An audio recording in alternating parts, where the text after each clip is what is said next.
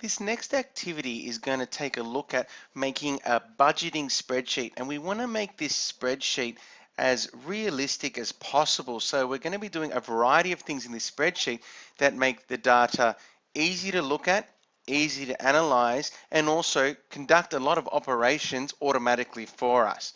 So in order to start this spreadsheet, what I'm actually going to start doing is actually setting the correct data types for the specific areas of the spreadsheet. So basically, all these values within my spreadsheet are predominantly going to be currency. And even this bottom row, which I'm going to eventually make display totals, will also be currency as well. So I'm going to highlight the entire cell range. And I'm also going to hold Control and click this area for lease up here, because that will also be a currency. I'm going to right click and go Format Cells. And I'm going to change its data type to currency. Okay, and click OK. All right, and now they've all got a $sign, commas after 3 digits, okay, as well as a decimal point to show that they are a currency. The one other data type I want to change as well is this GST data type. And instead of it being a decimal point, I'd actually like it to be a percentage, okay, a percentage, because it's going to be a percentage cut in tax, okay, that will pay to the government. So I'm going to go here and I'm going to find percentage, okay, and I'm going to click OK. All right, and now it's a percentage, 3%. Okay, so now I've established all the data types on this budgeting spreadsheet. The next thing I need to do now is insert some formulas that are going to allow me to calculate some totals. So I'm going to do ones that firstly calculate the totals of each column. So I'm going to start here, I'm going to press equals, and I'm going to use the sum formula, open brackets, and I'll insert the whole column here of values and press enter. Okay, and it's inserted a total for me there. I'm then going to relatively reference the formula to go right across the bottom row.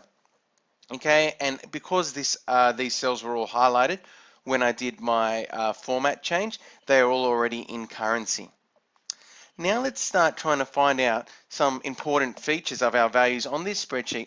And basically, I want to see the different profits that are obtained in this store. So for hardware, the profit for software, okay, the amount of GST that's going to get taxed based on my profits for those two areas, as well as computer repairs, and then the overall profit once I put in all my deficits, which are the GST and the lease.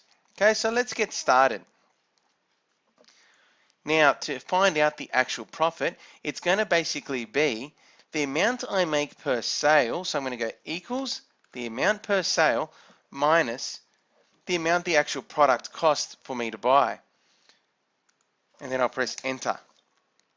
Okay, so I'm left with a profit of $12,750. I'm then going to relatively reference this formula, okay, so that it sorts it out. Now, this cell has already been bolded so that it stands out. I'm going to also apply the same formula to the software column. So I'm going to go equals, okay, the amount I make per sale minus the amount of products costed to buy, enter, and relatively reference it once again. What I'm going to do next then is actually do conditional formatting so that I have a bit more emphasis on these cells. And I might also include the overall profit cell in this as well, because that will eventually need to be conditionally formatted with the same type of formatting. So I'm going to hold Control. I'm going to click on the profit for column D. Okay, column G has already been highlighted, and I'm also going to have column K. And I'm going to apply two rules. So I'm going to click on Conditional Formatting. I'm going to make a new rule. Format cells that contain a cell value, okay, and I'm going to make it that is either less than, okay, 0, okay, and if it's less than 0, that means we're losing money. So I'm going to try to make it look quite negative, okay. So I'm going to just make it that it's bold, okay, and that the text will be red, okay. I'm going to click OK. And there's an example there. I'm going to click OK. And straight away, you can see all the negative values have gone red. I'm also going to apply another rule Okay, and this rule is going to be, once again, format cells that contain a cell value, and I'm going to say greater than and put in the same value, 0. I'm going to format these cells, and I want it to be bold once again, and the color will be green. There's an example. I'm going to click OK, and basically anything that is turning a profit, okay, within those months will be green. It means we're making money in those months. Okay, so that's all been sorted out. I can see my profits in hardware and software.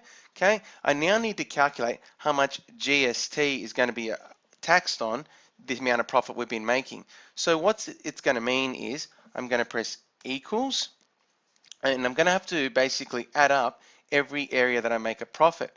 So I'm going to click on cell D4. I'm going to go plus cell G4 and plus profits made on repairs. Okay, I'm then going to times these values, so I need to put them in a bracket,